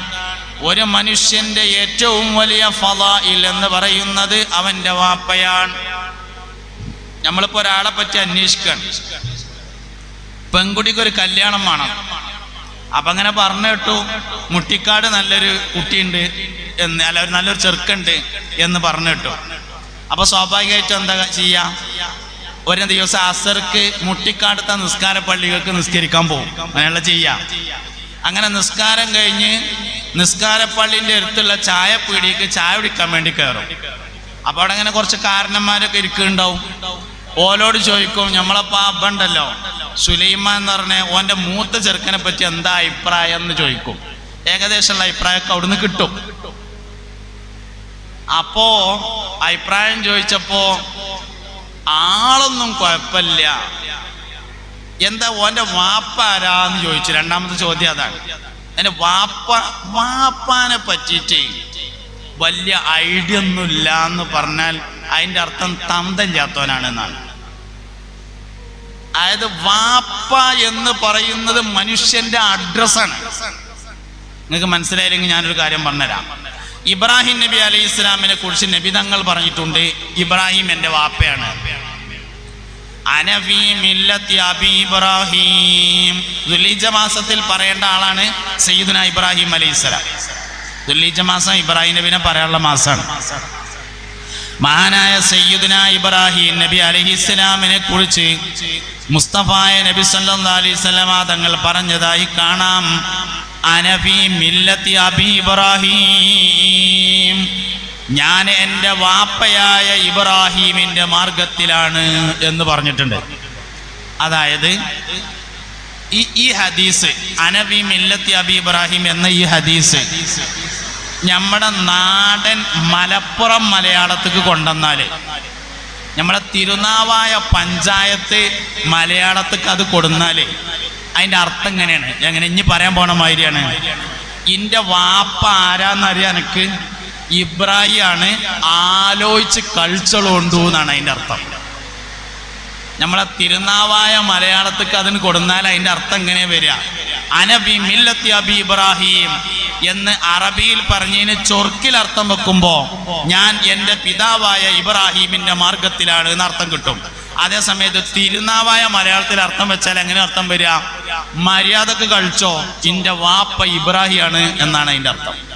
മനുഷ്യന്റെ ഏറ്റവും വലിയ പ്രത്യേകത അവന്റെ വാപ്പയാണ്. ഏത് മനുഷ്യന്റെയും പ്രത്യേകത അവന്റെ വാപ്പയാകുന്നു. ഇന്റെ വാപ്പാന്റെ പേര് എനിക്കറിയൽ നിർബന്ധമില്ല. അറിഞ്ഞിട്ട് ഞങ്ങൾക്ക് തന്തല്ലാത്തവനാവും, പക്ഷെ അത് നിർബന്ധമില്ല. അതേ സമയത്ത് മുഹമ്മദ് നബി സല്ലല്ലാഹു അലൈഹി വസല്ലമയുടെ 20 വാപ്പാരെ പേരറിയൽ ഈമാനാണ്. എന്താ കാരണം? വാപ്പ മനുഷ്യന്റെ ഏറ്റവും വലിയ പ്രത്യേകതയാണ്. അതന്നെ കാരണം. അബൂഹു അബ്ദുല്ലാഹി അബ്ദുൽ മുത്തലിബ് വഹാഷിമുൻ അബ്ദു മനാഫി യന്തസിബ് ഉസൈകിലാബുൻ മുറത്തുൻ കഅബുൽ ലുഗൈ ഗാലിബ് ഫിഹ്റും മാലികുൻ നദറുൻ ഉഖൈ കിനാനത്തുൻ ഖുസൈമത്തുൻ വമുദ്രികാ ഇല്യാസു സുമ്മാ മുദറുകും മുദ്രിക നിസാറുഹും വഅദ്ദുഹും അദ്നാനു തർതീബുഹും ആതാബിഹി തിബിയാനു. മുസ്തഫായ നബി സല്ലല്ലാഹു അലൈഹി വസല്ലമയുടെ 20 വാപ്പാരെ പേരാണ് അതിലുള്ളത്. അറിയൽ നിർബന്ധമാണ്, ഈമാനാണ്. മദ്രസ കുട്ടികളുടെ പാഠപുസ്തകത്തിലുണ്ട്. എന്തിനാ പറഞ്ഞത്? അറിയാത്തവരവിടെ നോക്കി പഠിക്കാൻ വേണ്ടി പറഞ്ഞത് തന്നെയാണ്. മദ്രസയിലെ കുട്ടികളെ പാഠപുസ്തകത്തിലുണ്ട് മുത്തുനബിയുടെ 20 വാപ്പാരെ പേര്. പിന്നെ വേറൊരു സ്ഥലത്തും കൂടി അതുണ്ട്. വല്യമ്മാന്റെ 14 വക ഏടിലും ഉണ്ട്. അതെന്താ വല്യമ്മാന്റെ ഏട്? വല്യപ്പാക്ക് ഏടില്ലാത്തോണ്ട് തന്നെ അല്ല, വല്യമ്മക്കാണുള്ളത്. അതുകൊണ്ട് തന്നെ വല്യപ്പ കേടില്ല, എന്താ പിന്നെ കാട്ടുക? വല്യപ്പ കേടുമില്ല, മുസാഫും ഇല്ല, ഒന്നുമില്ല. എന്റെ സംഗതി ഇല്ല. നിങ്ങളുടെ മുഖത്ത് നോക്കിയിട്ട് എന്താ കാര്യം? വല്യപ്പാന്റെ ഖുർആനോത്ത് എന്ന് പറഞ്ഞാല് റമദാൻ 1 അന്ന് മാത്രമാണ്. റമദാൻ 1 ദുഹ്ർക്ക് നേർത്താണ് വന്നിട്ട് ജമാഅത്ത് കഴിഞ്ഞേക്കിന് ഒരു പലക ഉണ്ടാവും, അത് ഇവിടെ നിർത്തി വെച്ചിട്ട് ഒരു മുസാഫൊക്കെ വെച്ചിട്ടുണ്ട്, ഒരു തുടങ്ങല് അലിഫ് ലാം മീം ദാലിക്കൽ കിതാബു ലാ റൈബ ഫീഹി ഹുദൽ ലിൽ മുത്തഖീൻ. ഒരു 2 പേജിൽ കഴിയുമ്പോൾ അവിടുന്ന് പോയാൽ പിന്നെ 25,000 വരും. അതാണ് വല്യപ്പാന്റെ ഒത്ത്. പിന്നിപ്പോ ഹൈദർലി ശിഹാബ് തങ്ങൾ പാപ്പ മജ്‌ലിസുന്നൂർ എല്ലാം പറഞ്ഞതുകൊണ്ട് അതിങ്ങനെ അങ്ങോട്ട് എല്ലായിടത്തും നല്ല മട്ടത്തിൽ നിലനിൽക്കുന്നുണ്ട്. അള്ളാഹു നിലനിർത്തി തരട്ടെ. സംഗതി പിന്നെ കാലിന്റെ വിരലിന്റെ നഖം പോകുന്നത് ശിഫയാവാനാണ് വെച്ചാലും മനസ്സിലായില്ല. അതായത് മജ്‌ലിസുന്നൂറിന്റെ വാർഷികത്തിന് പോലുണ്ട് ഞാൻ പല സ്ഥലത്തും. അങ്ങനെ ദ്വാരക്കാൻ വേണ്ടിയിട്ട് കുറെ കടലാസ് ഉണ്ടാവും. കാലിന്റെ തള്ളാൻ വിരലിന്റെ നഖം പോകുന്നതിന് ദ്വാരക്കാന്, മുട്ടുവേദന മാറാൻ വേണ്ടി, ഇതൊന്നും ദ്വാരക്കണ്ടെന്നല്ലോ ഈ പറഞ്ഞേ, ഇതൊക്കെ ദ്വാരക്കണ്ട തന്നെയാണ്, വേണ്ടാത്തതല്ല. മുട്ടുവേദന മാറാൻ വേണ്ടി ദ്വാരക്കാന്, ഊരവേദന ശരിയാവാൻ വേണ്ടി ദ്വാരക്കാന്, പിന്നെ ചെവി വേദന ശരിയാവാൻ വേണ്ടി ദ്വാരക്കാന്, ഗൾഫിലുള്ള മോന് ബർക്കത്തുണ്ടാവാൻ ദ്വാരക്കാന്, ജോലിയിൽ ബർക്കത്തുണ്ടാവാൻ ദ്വാരക്കാന്. ഇതിനങ്ങനെ കുറേ. ഹൈദർലി ശിഹാബ് തങ്ങൾ പാപ്പ മജ്‌ലിസുന്നൂർ ചെല്ലാൻ പറഞ്ഞതേ തള്ളാൻ വിരലിന്റെ ദണ്ണം മാറാനല്ല, പിന്നെന്തിനാ? ദാഹം മൗത്തത് കൂട്ടിടും, ഇബ്ലീസ് കൂസിനെ കാട്ടിടും, നേരം ലഈനവനാട്ടുവാൻ ബദരീങ്ങളാൽ തുണ റബ്ബനാ ലാ ഇലാഹ ഇല്ലല്ലാഹു ലാ ഇലാഹ ഇല്ലല്ലാഹു മുഹമ്മദുർ റസൂലുള്ളാഹ്. അതിനാണ് ബാക്കിയൊക്കെ വേണ്ട തന്നെയാണ്. അത് ഇതിന്റെ ഒപ്പം അങ്ങനെ നടന്നോളും. ഇതാണ് ഒറിജിനലായിട്ടും വേണ്ടത്. മനുഷ്യന്റെ ജീവിതത്തിൽ ഏറ്റവും ഭയപ്പെടുന്ന സമയമാണ് മൗത്തിന്റെ സാഹത്ത്. മൗത്തിന്റെ സമയം എന്ന് പറഞ്ഞതാണ് മനുഷ്യന്റെ ജീവിതത്തിൽ ഏറ്റവും പേടിയുള്ള രംഗം. അതാണ് കഴിഞ്ഞു കിട്ടിയാൽ ബാക്കി എല്ലാം റെഡിയാണ്. ആർക്കാ മരണം പേടിയില്ലാത്തത്? എല്ലാ മനുഷ്യനും പേടിയുള്ള തന്നെയാണ് മരണം. ആ സമയത്ത് ജീവിതകാലത്ത് ഏറ്റവും ഇഷ്ടപ്പെട്ട ആളെ കാണുമെന്നാണ്, ജീവിതത്തിൽ ഏറ്റവും കൂടുതൽ പറഞ്ഞത് പറയുമെന്നാണ്, ജീവിതത്തിൽ ഏറ്റവും കൂടുതൽ ചിന്തിച്ചത് ചിന്തിക്കുമെന്നാണ്, ജീവിതത്തിൽ ഏറ്റവും കൂടുതൽ സമയം ചെലവഴിച്ചത് എങ്ങനെയാണോ അതേ അവസ്ഥയായിരിക്കും മരിക്കുമ്പോൾ എന്നാണ്. എപ്പോഴും നല്ല തുണിങ്കുപ്പായിട്ട് നടക്കുന്ന ആളാണെങ്കിൽ മരിക്കുമ്പോൾ നല്ല തുണിങ്കുപ്പായിരിക്കും. എപ്പോഴും ദിക്ർ ചൊല്ലുന്ന ആളാണെങ്കിൽ മരിക്കുമ്പോൾ ദാക്കിറായിരിക്കും. എപ്പോഴും പൊതുപ്രവർത്തനമാണെങ്കിൽ മരിക്കുമ്പോൾ പൊതുപ്രവർത്തനമായിരിക്കും. എപ്പോഴും സുജൂദിനെ അധികരിപ്പിക്കുന്ന ആളാണെങ്കിൽ അവൻ മരിക്കുന്നത് സുജൂദിലായിരിക്കും. ജീവിതത്തിൽ ഏറ്റവും കൂടുതൽ ചെയ്യുന്ന കാര്യം മരിക്കുമ്പോൾ ചെയ്യും. ഏറ്റവും കൂടുതൽ പറഞ്ഞത് മരിക്കുമ്പോൾ പറയും. ഏറ്റവും കൂടുതൽ ഇഷ്ടപ്പെട്ട ആളുകളെ മരിക്കുമ്പോൾ കാണും. അത് ജീവിച്ചിരിക്കുന്ന ആളാണെങ്കിലും കാണും, മരണപ്പെട്ട ആളാണെങ്കിലും കാണും. എന്തുകൊണ്ട്? മരിക്കുന്നതിന് മുമ്പ് കണ്ണ് യാത്ര പറയുന്നത് കൊണ്ടാണ് മരിച്ച ആളെ കാണാനുള്ള കാരണം. നമ്മുടെ ശരീരത്തിൽ നിന്ന് ആദ്യമായി യാത്ര പറയുന്നത് കണ്ണായിരിക്കും. നമുക്ക് തോന്നും വാപ്പ നമ്മളെയാണ് നോക്കണത് എന്ന്. അല്ല, നോട്ടം ആദ്യം അവസാനിപ്പിക്കും. ദുനിയാവിലേക്കുള്ള നോട്ടം അവസാനിപ്പിച്ചു കഴിഞ്ഞാൽ ജീവിച്ചിരിക്കുന്ന ആളാണെങ്കിലും കാണും, മരിച്ച ആളാണെങ്കിലും കാണും. അതുകൊണ്ട് അതിങ്ങനെ കട്ടിലുമെങ്ങനെയാണ് കടക്കുമ്പോ 313 ബദരീങ്ങൾ വട്ടത്തിൽ ഇങ്ങനെയാണ് നിൽക്കണം. അതിനാണ് മജ്‌ലിസുന്നൂർ കാണേണ്ടത്. അതാണ് ദാഹം മൗത്തത് കൂട്ടിടും, ഇബ്ലീസ് കൂസിനെ കാട്ടിടും എന്ന് പറഞ്ഞിട്ടുള്ളത്. അപ്പൊ നമ്മൾ അതിനെന്നെ ആയിരിക്കണം. ബാക്കിയൊക്കെ വേണം, ദ്വാരക്കണം, പൈസ കൊടുക്കണം, മക്കൾ നേരാവണം, അതിനൊക്കെ കൊടുക്കണം. പക്ഷെ പ്രധാന ഉദ്ദേശം പോകാൻ പാടില്ല. പ്രധാന ഉദ്ദേശം എന്ന് പറയുന്നത് മൗത്തിന്റെ സാഹത്തിൽ ബദരീങ്ങളുടെ സാന്നിധ്യം ഉണ്ടായിരിക്കുക എന്നത് തന്നെയാകുന്നു. അപ്പൊ എന്താ പറയാൻ കാരണം? പറയാണ്ടായ കാരണം നമ്മുടെ ജീവിതത്തിലെ എല്ലാ പ്രധാനപ്പെട്ട വിഷയങ്ങളും ഇങ്ങനെ നമ്മുടെ ഓരോ ആവശ്യങ്ങൾക്ക് വേണ്ടി ഡിസൈൻ ചെയ്തിട്ടുള്ളതാണ്. അപ്പൊ അവിടെയൊക്കെ നമ്മൾ ഈ വളരെ പ്രധാനപ്പെട്ട ഒരു മനസ്സിന്റെ സാന്നിധ്യം ഉണ്ടായിരിക്കണം. ദുആക്ക് ഇജാബത്തുള്ള സന്ദർഭങ്ങൾ, സാഹചര്യങ്ങൾ എല്ലാം ഉപയോഗപ്പെടുത്തിക്കൊണ്ട് മക്കൾക്ക് വേണ്ടി നന്നായിട്ട് ദ്വാരക്കണം. ശിഷ്യന്മാർക്ക് വേണ്ടിയിട്ട് നന്നായിട്ട് ദ്വാരക്കണം. ഒക്കെ അങ്ങനെ ദ്വാന്റെ എല്ലാ മര്യാദകളും ദ്വായുടെ എല്ലാ അദബുകളും പാലിച്ചുകൊണ്ട് ദ്വാ ചെയ്യണം. ഖുർആൻ ഓതിയിട്ടുള്ള ദ്വാക്ക് പ്രത്യേകം ഇജാബത്തുണ്ട്.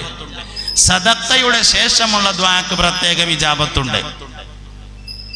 ഞാൻ പറയട്ടോ, അതായത് നമ്മൾ സാധാരണ എന്താ ചെയ്യാച്ചാല് ആർക്കെങ്കിലും എന്തെങ്കിലും കൊടുത്തുങ്ങാണ്ട് പറയും ദ്വാരക്ക് കൊണ്ടിട്ടോ അറിയും.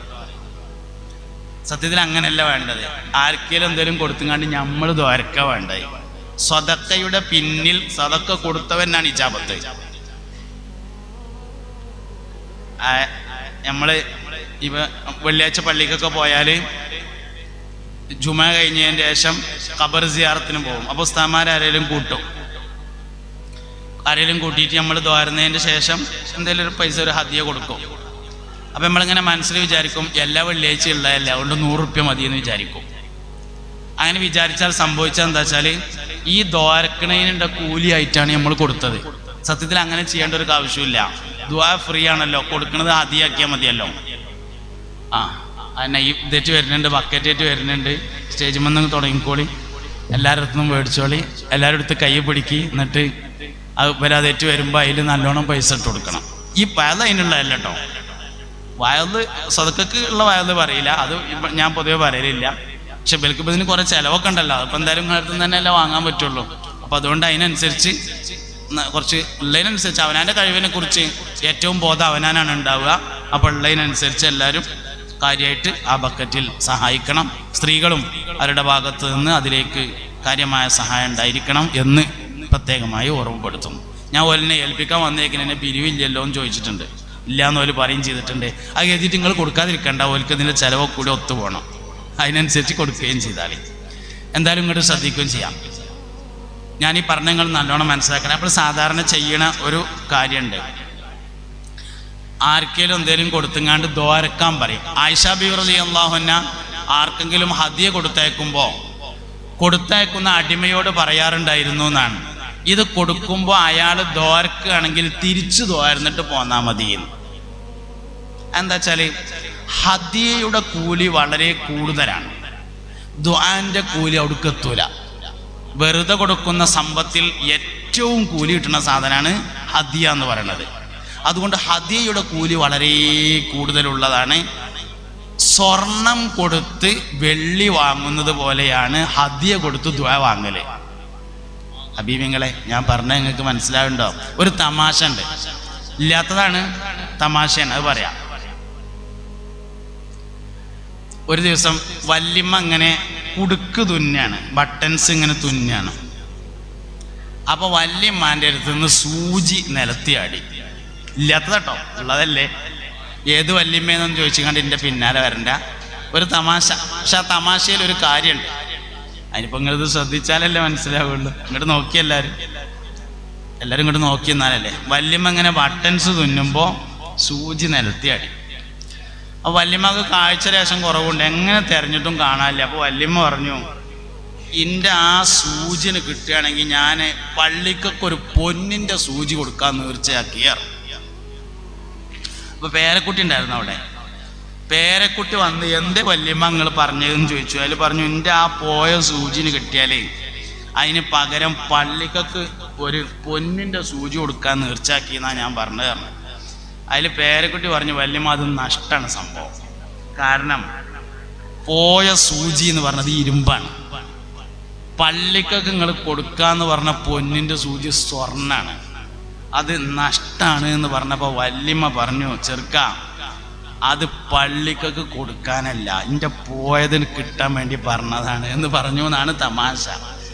ഇതിൽ ഒരു സന്ദേശമുണ്ട്. അതെന്താ സന്ദേശം വെച്ചാൽ, നമ്മളടുത്ത് ഇങ്ങനെ ചില പരിപാടികളുണ്ട്, പൊന്നിൻ്റെ സൂചി കൊടുത്തിട്ട് ഇരുമ്പിൻ്റെ സൂചി വാങ്ങണ പരിപാടി. ഹദിയയുടെ കൂലി വളരെ വലുതാണ്. അത് കൊടുത്തിട്ട് ദുആ എന്ന ചെറിയ സാധനം വാങ്ങേണ്ട ആവശ്യമില്ല. പിന്നെ ദുആന്റെ ഇജാബത്ത് എവിടെ കിടക്കുന്നത്? ഇജാബത്ത് വാങ്ങിയോൻ്റെ അടുത്തല്ല, കൊടുത്തോൻ്റെ അടുത്താണ്. കൊടുത്തിട്ട് നമ്മൾ ദ്വാരക്കാണ് വേണ്ടത്. യഥാർത്ഥത്തിൽ ഓൻ ദ്വാരക്കണം കേട്ടോ, അത് ആയിപ്പെട്ടതല്ല, അത് ഉപകാരത്തിനുള്ള പ്രത്യുപകാരം എന്നുള്ള നിലയിലാണ് അവൻ ദ്വാ ചെയ്യേണ്ടത്. അതേ സമയത്ത് ഇജാബത്ത് കിടക്കുന്നത് കൊടുത്തോൻ്റെ അടുത്താണ്. അതാണ് സ്വതക്കയുടെ പിന്നിൽ ദുആക്ക് ഇജാബത്തുണ്ടാവും എന്ന് പറഞ്ഞത്. സ്വതക്ക കൊടുത്തവനാണ്. അതുകൊണ്ട് നമ്മൾ അങ്ങനെ തന്നെ കൃത്യമായിട്ട് ചെയ്യണം. ഹദിയക്ക് ദ്വാരക്കാൻ പറയണ്ടെന്നാണ്. ഹദിയ കൊടുക്കുമ്പോൾ ഹദിയ കൊടുക്കൽ മാത്രം ചെയ്താൽ മതി. ദ്വാരക്കൽ അയാളെ വകയാണ്. കിട്ടിയെങ്കിൽ കിട്ടി, കിട്ടിയാലും കുഴപ്പമില്ല, അല്ലെങ്കിലും കുഴപ്പമില്ല. നീയത്ത് വെക്കാം. ഇന്ന ആവശ്യത്തിനാണ് ഞാൻ ഈ ഹദിയ കൊടുക്കുന്നത് എന്ന് നീയത്ത് വെക്കണതിന് കുഴപ്പമൊന്നുമില്ല.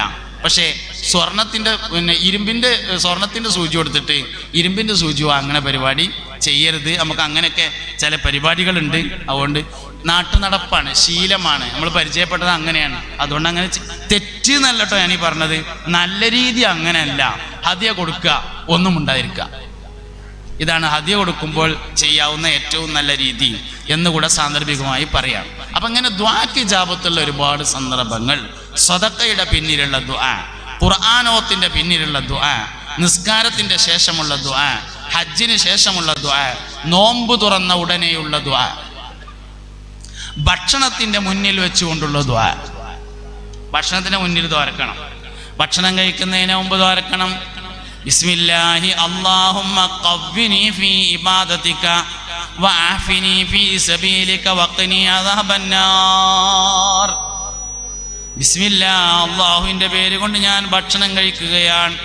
അല്ലാഹുമ്മ ഖവ്വിനി ഫീ ഇബാദതിക, പടച്ചോനെ നിനക്ക് ഇബാദത്ത് ചെയ്യാൻ എനിക്ക് നീ ശക്തി നൽകണമേ. അതിനാണ് ഞാൻ ഭക്ഷണം കഴിക്കുന്നത്. വഅഫിനി ഫീ സബീലിക, നിന്റെ മാർഗത്തിൽ എനിക്ക് നീ സൗഖ്യം നൽകണമേ.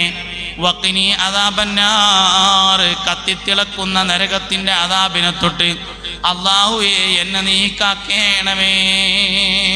ഇങ്ങനെ ദുആക്ക് ഇജാബത്തുള്ള സന്ദർഭങ്ങൾ, സാഹചര്യങ്ങളൊക്കെ നോക്കി നന്നായിട്ട് ദുആ ചെയ്യണം.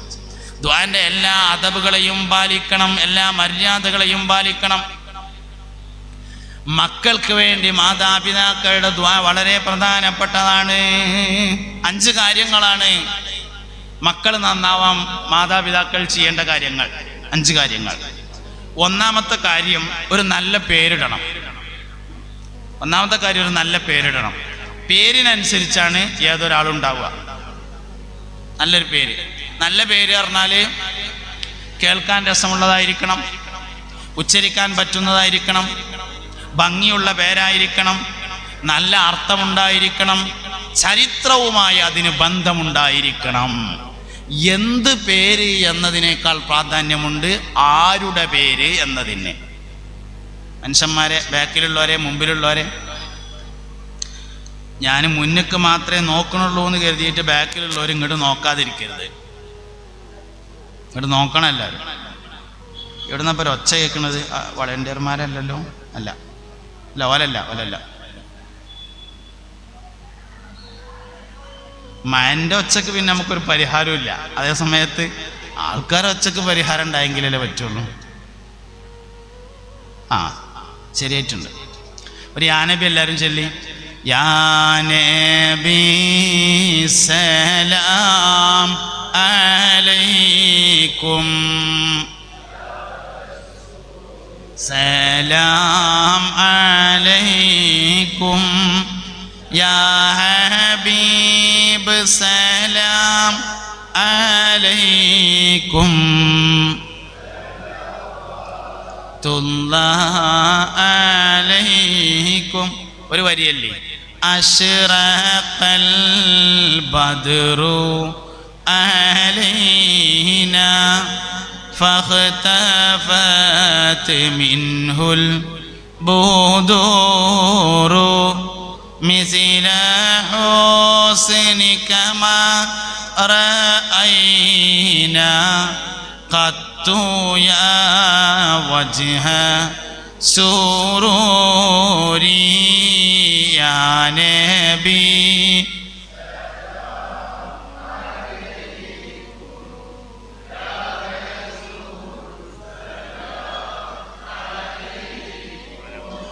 يا حبيب سلام عليكم صلوات الله عليكم. നോക്കിയെല്ലാവരും മുഅ്മിനീങ്ങളെ, 5 കാര്യങ്ങളാണ് മക്കൾ നന്നാവാൻ ചെയ്യേണ്ടത്. അതിലൊന്നിപ്പോൾ ഞാൻ പറഞ്ഞിട്ടുണ്ട്, മാതാപിതാക്കൾ മക്കൾക്ക് വേണ്ടി മനസ്സറിഞ്ഞു തുറക്കണം. പക്ഷെ അത് 5-മത്തേതാണ്. 4 അതിൻ്റെ മുന്നുണ്ട്. 1 ഒരു നല്ല പേരിടണം എന്നതാണ്. ഏത് മനുഷ്യനും അവൻ്റെ പേരിനനുസരിച്ചാണ് ഉണ്ടാവുക. ഒരാളോട് എൻ്റെ പേരെന്താന്ന് ചോദിച്ചാൽ മനസ്സിലാവും ബാക്കി എന്തൊക്കെയാണ്. ഏത് മനുഷ്യനും, ഇത് ഞാൻ വെറുതെ പറയല്ല കേട്ടോ. അബൂബക്കർ എന്ന് വാപ്പ പേരിട്ടിട്ടുണ്ടെങ്കിൽ ഏറ്റവും ചുരുങ്ങിയത് ജോയിന്റ് സെക്രട്ടറിയെങ്കിലോ. പേര് വളരെ പ്രധാനപ്പെട്ടതാണ്. ഏത് മനുഷ്യനും അവൻ്റെ പേരിനനുസരിച്ചാണ് ഉണ്ടാകുക. അപ്പൊ പേര് പറയാൻ ഭംഗിയുള്ളതായിരിക്കണം, കേൾക്കാൻ ഭംഗിയുള്ളതായിരിക്കണം, നല്ല അർത്ഥമുള്ളതായിരിക്കണം.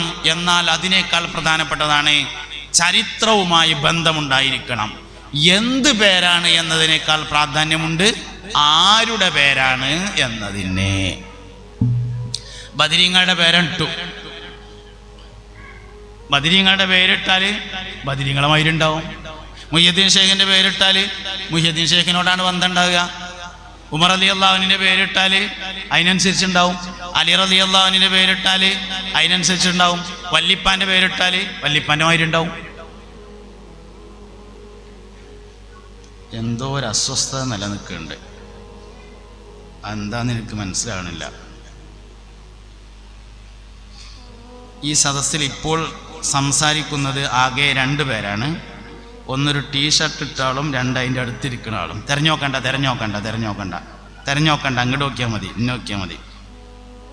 വൈകുന്നേരം എല്ലാവരും വർത്താനം തുടങ്ങിയപ്പോൾ പറഞ്ഞു കഴിഞ്ഞാൽ ഇങ്ങോട്ട് നോക്കിയാൽ എല്ലാവരും. അത് അപ്പം അങ്ങനെയായിരുന്നു എന്ന്, ഇനി അങ്ങനെയൊന്നല്ല. ഞാൻ പറയാൻ തുടങ്ങുന്ന സമയത്ത് അങ്ങനെയായിരുന്നു. അതാണ് ചിലപ്പോൾ നിങ്ങൾക്ക് തോന്നുന്നുണ്ടാവും ഞങ്ങളെല്ലാവരും നോക്കണില്ല എന്നിട്ടോ. പക്ഷെ അങ്ങനെയല്ല, ഞാൻ ഓരോരുത്തരെയും നോക്കുന്നുണ്ട്. അതുകൊണ്ട് എല്ലാവരും ഇങ്ങോട്ട് നോക്കിയിരുന്നാൽ മതി. ഇവിടെ വയത് പറയാൻ വന്ന ആൾ ഞാനാണ്, അതുകൊണ്ട് ഇന്നെ നോക്കണം. എന്നാൽ നോക്കിയാൽ മാത്രമേ പറയുള്ളൂ, അല്ലെങ്കിൽ പറയില്ല. അതുകൊണ്ട് ഇങ്ങോട്ട് നോക്കി. അല്ലെങ്കിൽ ഇങ്ങനെ കുറേ ബെയ്ത്തൊക്കെ ചൊല്ലി ആനബിയൊക്കെ ചൊല്ലി സമയം കഴിയുമ്പോൾ ദ്വാരന്നെങ്ങാണ്ട് ഞാനാണ് നിർത്തും. അതാണ് ഉണ്ടാവുക. അതുകൊണ്ട് ഇങ്ങോട്ട് നോക്കി എല്ലാവരും നോക്കി.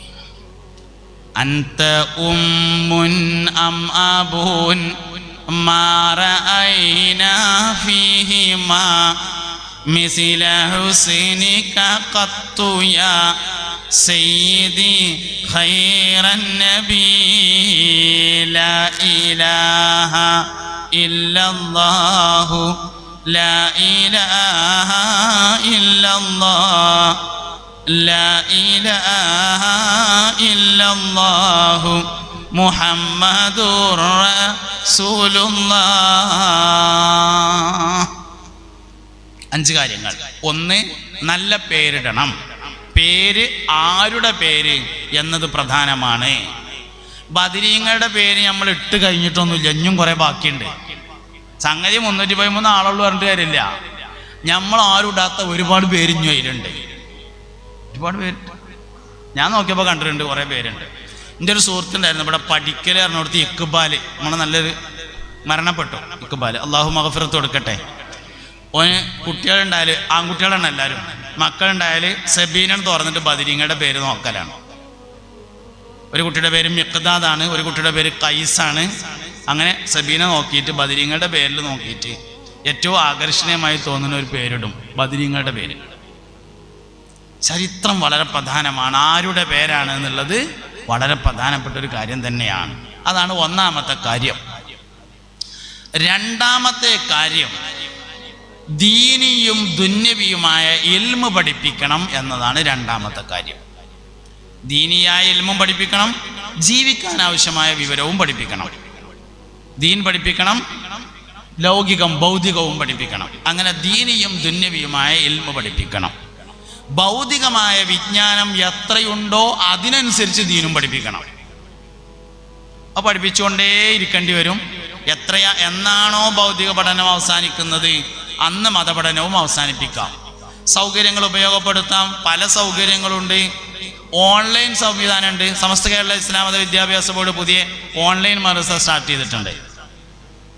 സൗകര്യങ്ങളുണ്ട്. അവ സൗകര്യങ്ങൾ ഉപയോഗപ്പെടുത്തി മതപരവും ഭൗതികവുമായ വിജ്ഞാനം പഠിച്ചുകൊണ്ടേയിരിക്കണം. ചുരുങ്ങിയത് 21 വയസ്സ് വരേക്കെങ്കിലും മതപരവും ഭൗതികവുമായ വിജ്ഞാനം പഠിപ്പിച്ചുകൊണ്ടേയിരിക്കണം. രണ്ടാമത്തെ കാര്യം. മൂന്നാമത്തെ കാര്യം, ഹലാലും ത്വയ്യിബുമായ ഭക്ഷണം മാത്രം കഴിക്കാൻ കൊടുക്കണം. ഹലാല് ത്വയ്യിബ്, എല്ലാ ഹലാലുകളും ത്വയ്യിബാവൂല, എല്ലാ ത്വയ്യിബുകളും ഹലാലായിരിക്കും. ത്വയ്യിബ് എന്ന് പറഞ്ഞാൽ മനസ്സിന് സംതൃപ്തിയോടുകൂടെ നൽകുന്നതിനാണ് ത്വയ്യിബ് എന്ന് പറയാം. സംതൃപ്തി ഇല്ലാതെ കിട്ടുന്നത് ഹലാലാണെങ്കിൽ പോലും ത്വയ്യിബാവൂല. ഹലാല് പലതും ആവും, പക്ഷെ ത്വയ്യിബാവൂല. അതായത്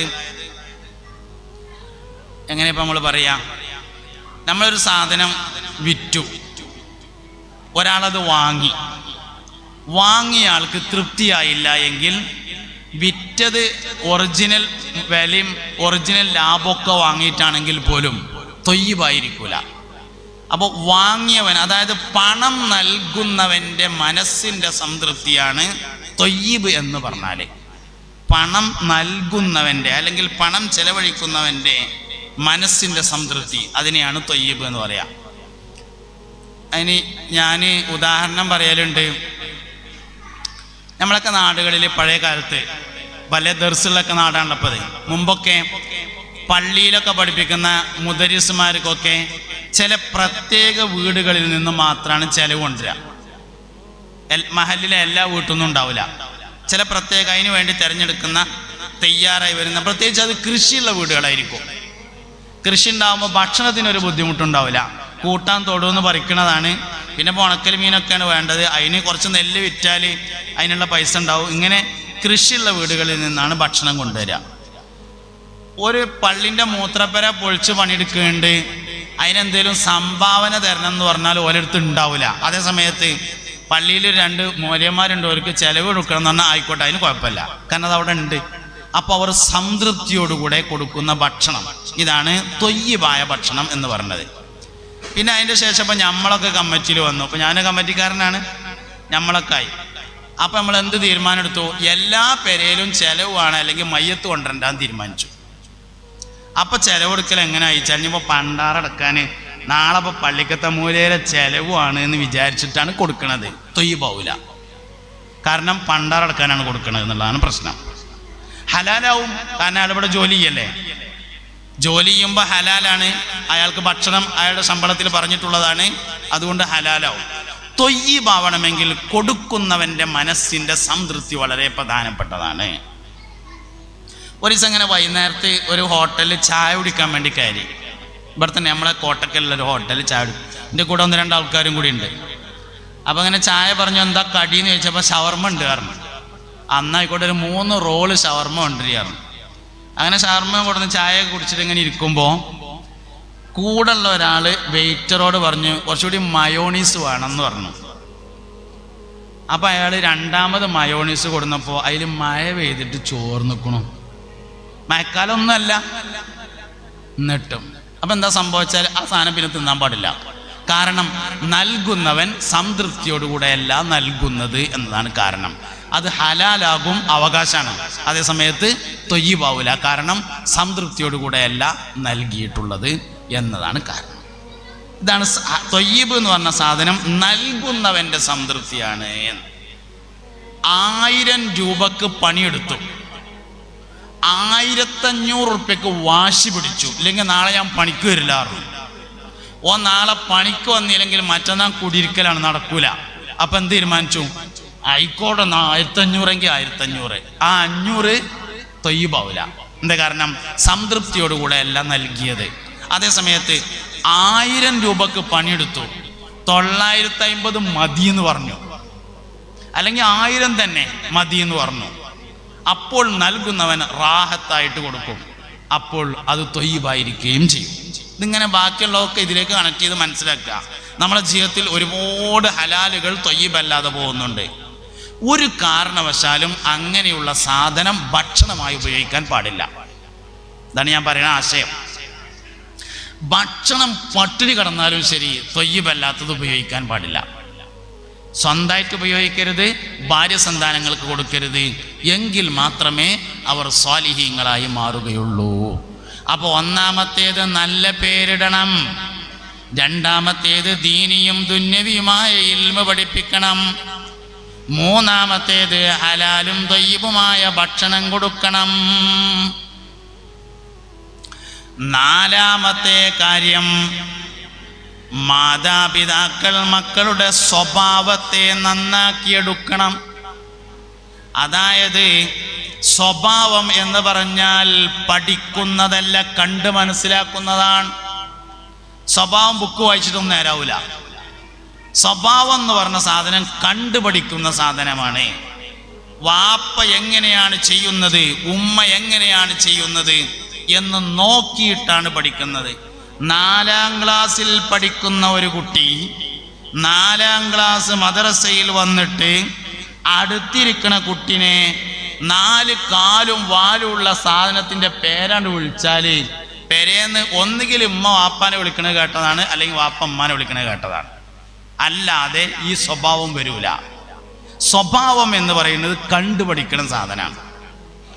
മാതാപിതാക്കളുടെ സ്വഭാവത്തിൽ നിന്നാണ് മക്കളുടെ സ്വഭാവം ഉണ്ടായി വരുന്നത്. അതുകൊണ്ട് സ്വഭാവത്തിൻ്റെ പരിപാലനം ചെയ്യണം. അത് നിരന്തരമായ പരിശീലനങ്ങളിലൂടെ നേടിക്കൊടുക്കണം. മദ്രസൻ്റെ അടുത്ത് കൂടെ ഇങ്ങനെ വാപ്പൻ മകനും കൂടിയും കയ്യും പിടിച്ചിങ്ങാണ്ട് പോവുകയാണ് മദ്രസൻ്റെ അടുത്ത് കൂടെ. അപ്പോൾ മോൻ വാപ്പാട് പറഞ്ഞു, വാപ്പ ഇൻ്റെ മദ്രസയാണിത് എന്ന് പറഞ്ഞു. എന്നാൽ വാപ്പ അപ്പോൾ പറയണം, മോനെ ഇൻ്റെ മദ്രസ എന്ന് പറയരുത്, ഞങ്ങളെ മദ്രസയാണെന്ന്. അതാണ് ഈ സ്വഭാവം എന്ന് പറഞ്ഞ സാധനം. ഇൻ്റെ മദ്രസ എന്ന് പറയല്ല മോനെ, ഞങ്ങളെ മദ്രസ എന്ന് പറയാൻ. സംഭവം വളരെ നിസ്സാരാണ്, പക്ഷെ ആ കുട്ടിയുടെ സ്വഭാവം അതിനനുസരിച്ചാണ് രൂപപ്പെട്ടു വരിക. ഇങ്ങനെ പറഞ്ഞും കാണിച്ചും ഗുരുനാഥന്മാരോടുള്ള പെരുമാറ്റമൊക്കെ അങ്ങനെയാണ് കിട്ടുന്നത്.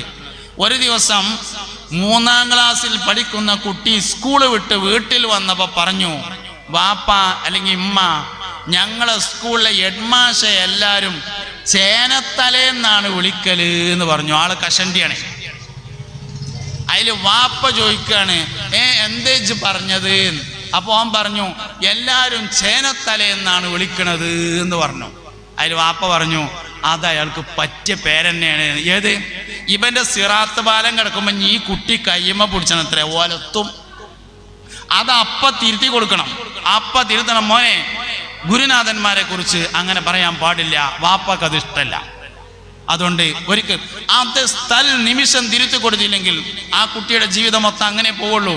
ഗുരുനാഥനെ ഇൻസൾട്ട് ചെയ്ത ആളുടെ വജീനം മുടങ്ങും, അവന്റെ ആക്തിപത്ത് ചീത്തയായിരിക്കും.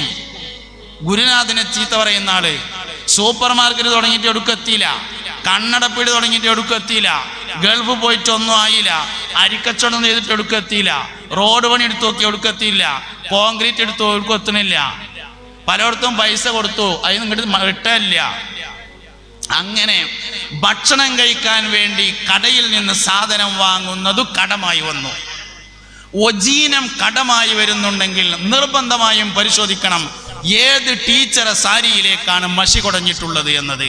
ഗുരുവിനെ ഇൻസൾട്ട് ചെയ്തവന് മാത്രമേ ഒജീനം തടയപ്പെടുകയുള്ളൂ. ഇതൊക്കെ വാപ്പാൻ്റെ അടുത്തും ഉമ്മാൻ്റെ അടുത്തും കേട്ട് പഠിക്കുന്നതാണ്. അതിനാൽ ഗുരുനാഥന്മാരെ ഇൻസൾട്ട് ചെയ്യുന്ന സ്വഭാവം സമ്മതിക്കാൻ പാടില്ല.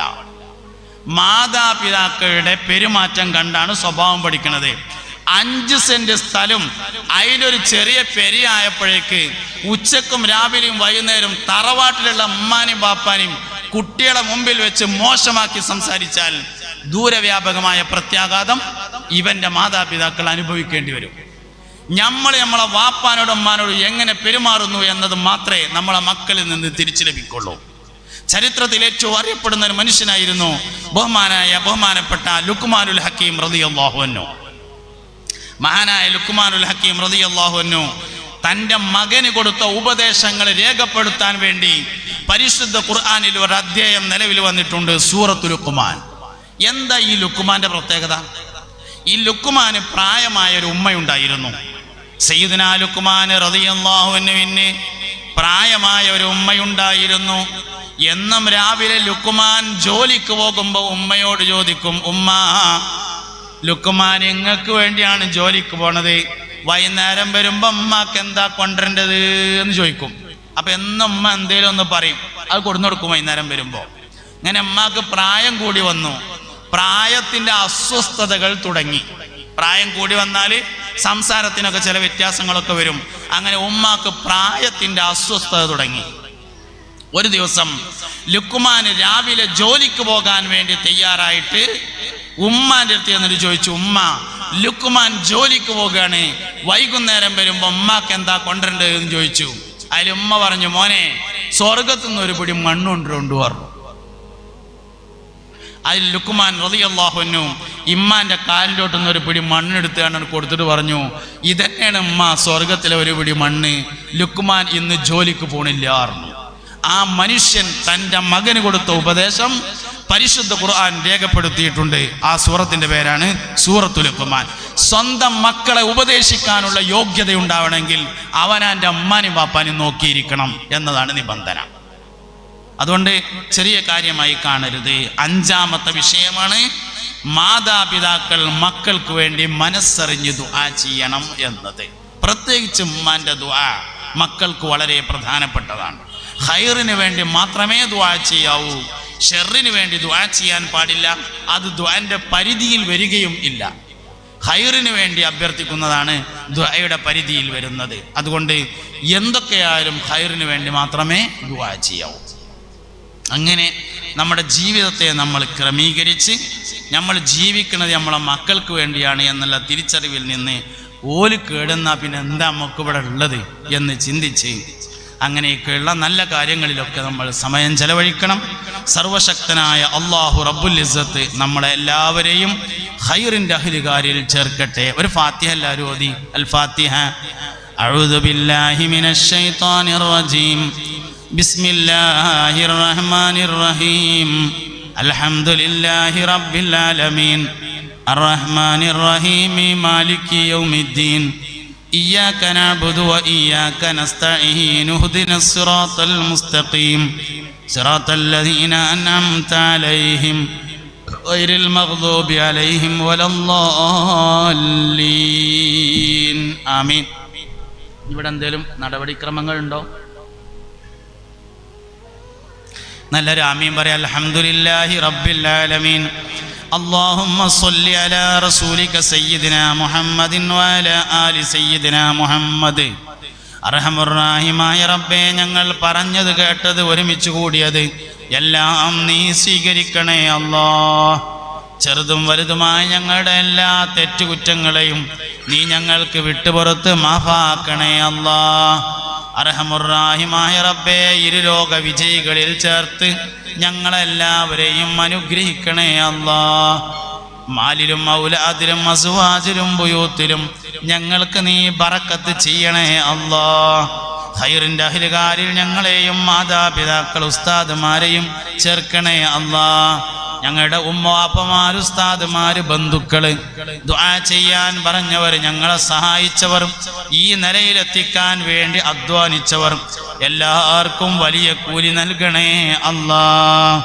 അർഹമുർറഹീമായ റബ്ബേ, ഒരുപാട് സ്ഥലങ്ങളിൽ പല സന്ദർഭങ്ങളിൽ ഞങ്ങളോട് ഒരുപാട് ആളുകൾ ദുആ ചെയ്യാൻ വസിയത്ത് ചെയ്തിട്ടുണ്ട്. അവരുടെ എല്ലാ മുറാദുകളെയും ഹാസിലാക്കണേ അല്ലാഹ്.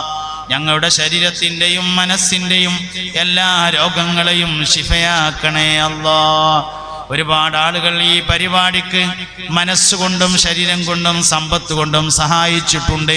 അവരുടെ എല്ലാ മുറാദുകളെയും ഹാസിലാക്കണേ അല്ലാഹ്. പടച്ചോനെ, ഈ സ്ഥാപനത്തിന്റെ പൂർവ്വ വിദ്യാർത്ഥികളാണ് കാര്യമായി ഈ പരിപാടിയുടെ മുൻപന്തിയിലുള്ളത്. അവരുടെ ജോലികളിൽ, വരുമാനങ്ങളിൽ ബറക്കത്ത് നൽകണേ അല്ലാഹ്. പ്രത്യേകിച്ച് വിദേശത്തുള്ള ഞങ്ങളുടെ സഹോദരങ്ങൾക്ക് നീ ഖൈർ നൽകണേ അല്ലാഹ്. പടച്ചോനെ, അവരുടെ സംഭാവനകൾ, സഹായം കൊണ്ടാണ് ഞങ്ങളുടെ പല ദീനീ പ്രവർത്തനങ്ങളും നടന്ന് മുന്നോട്ട് പോകുന്നത്. അവർക്ക് നീ സലാമത്തും ബറക്കത്തും നൽകി അനുഗ്രഹിക്കണേ അല്ലാഹ്. ദീർഘായുസ്സും ആഫിയത്തും നൽകണേ റഹ്മാനെ. പടച്ചോനെ, രോഗശമനത്തിന് വേണ്ടി ദുആ ചെയ്യാൻ ഒരുപാട് ആളുകൾ ആവശ്യപ്പെട്ടിട്ടുണ്ട്. ഞങ്ങൾക്കും അവർക്കും പരിപൂർണമായ രോഗശമനം നൽകണേ അല്ലാഹ്. ശരീരത്തിൻ്റെയും മനസ്സിൻ്റെയും രോഗങ്ങളെ ശിഫയാക്കണേ അല്ലാഹ്. പടച്ചോനെ, ഉള്ളിലും പുറത്തുമുള്ള എല്ലാ രോഗങ്ങളെയും ശിഫയാക്കണേ അല്ലാഹ്. അധ്വാനിച്ച സമ്പത്ത് മുഴുവൻ ചെലവഴിച്ചാലും മരണത്തിന് കീഴടങ്ങേണ്ടി വരുന്ന രോഗങ്ങളെ തൊട്ട് സലാമത്തിലാക്കണേ അല്ലാ. അപകട മരണങ്ങളെ തൊട്ട് കാത്തുരക്ഷിക്കണേ അല്ലാ. പെട്ടെന്നുള്ള മരണങ്ങളെ തൊട്ട് ഞങ്ങളെ എല്ലാവരെയും കാത്തുരക്ഷിക്കണേ അല്ലാ. മരിക്കുന്നതിന് മുമ്പ് മരണത്തെക്കുറിച്ച് സൂചന ലഭിക്കുന്ന മുത്തഖീങ്ങളിൽ ചേർക്കണേ അല്ലാ. മരിക്കുന്നതിന് മുമ്പ് മനസ്സറിഞ്ഞ് തൗബ ചെയ്യാൻ ഞങ്ങൾക്ക് നീ അവസരം നൽകണേ അല്ലാ. മരണപ്പെട്ടു പോയ ഒരുപാട് ആളുകൾക്ക് വേണ്ടി ദുആ ചെയ്യാൻ വസിയത്ത് ചെയ്തിട്ടുണ്ട്. അവരുടെയും ഞങ്ങളുടെയും ഖബറിനെ സ്വർഗമാക്കണേ അല്ലാ. ജന്നാത്തുൽ ഫിർദൗസിൽ പുന്നാര നബിയോടൊപ്പം ഒരുമിച്ച് കൂട്ടണേ അല്ലാ. പടച്ചോനെ, ഒരുപാട് സ്ത്രീകൾ ഒരുമിച്ച് കൂടിയ സദസ്സാണ്. അവരുടെ ഖൽബിന്റെ മുറാദുകളെ ഹസ്വിലാക്കണേ അല്ലാ. വിധവകൾക്ക് സ്വബർ നൽകണേ അല്ലാ. ആണും പെണ്ണുമായ ഞങ്ങളുടെ മക്കൾക്ക് അനുയോജ്യരായ ഇണകളെ നൽകണേ അല്ലാ. മക്കളെ സ്വാലിഹീങ്ങളിൽ ചേർക്കണേ അല്ലാ. ഞങ്ങൾക്കും മക്കൾക്കും നാഫിയായ ഇൽമ നൽകണേ അല്ലാഹുവേ. മക്കളെ കൊണ്ട് കേൾക്കാൻ കഴിയാത്തത് എന്തെങ്കിലും കേൾക്കുന്നതിനെ തൊട്ട് ഞങ്ങളെ നീ കാത്ത് സലാമത്തിലാക്കണേ അല്ലാ. ഞങ്ങളുടെ ഉസ്താദുമാർക്ക് പൊറുക്കണേ അല്ലാ. അവർക്ക് ആഫിയത്ത് നൽകണേ അല്ലാ. മരണപ്പെട്ടവരുടെ ഖബറിനെ സ്വർഗമാക്കണേ അല്ലാ. ജീവിച്ചിരിക്കുന്നവർക്ക് ദീർഘായുസ് നൽകണേ അല്ലാ. ഈ പ്രദേശത്തെ ഐക്യത്തെയും യോജിപ്പിനെയും നിലനിർത്തണേ അല്ലാ. കമ്മിറ്റിക്കാർക്ക് ബറക്കത്ത് നൽകണേ അല്ലാ. ശബ്ദവും വെളിച്ചവും ക്യാമറയും മറ്റു സൗകര്യങ്ങളും ഏർപ്പാട് ചെയ്തവർക്ക് പടച്ചോനെ ബറക്കത്ത് നൽകണേ അല്ലാ. പറഞ്ഞതും പറയാത്തതുമായ ഒരുപാട് വിഷയങ്ങളുണ്ട്. എല്ലാം അറിയുന്ന ഖാലിഖായ റബ്ബേ, നീ ഞങ്ങളെ ദുനിയാവിലും ആഖിറത്തിലും ഏറ്റെടുക്കണേ അല്ലാ. അല്ലാഹുമ്മ ജഅൽ ജംഅനാ ഹാദാ ജംഅൻ മർഹൂമാ വതഫറഖനാ മിൻ ബഅദിഹി തഫറഖൻ മഅസൂമാ ولا تجعل منا ولا فينا ولا معنا شقيا ولا مطرودا ولا محروما ألف بين قلوبنا وأصلح ذات بيننا واهدنا سبل السلام ونجنا من الظلمات إلى النور آمين برحمتك يا أرحم الراحمين. سبحانك اللهم وبحمدك أشهد أن لا إله إلا أنت أستغفرك وأتوب إليك. وصلى الله تعالى وسلم على خير خلقه سيدنا محمد وآله وصحبه أجمعين والحمد لله رب العالمين. എല്ലാവരും ദുആ ചെയ്യണം. അസ്സലാമു അലൈക്കും വറഹ്മത്തുള്ളാഹി.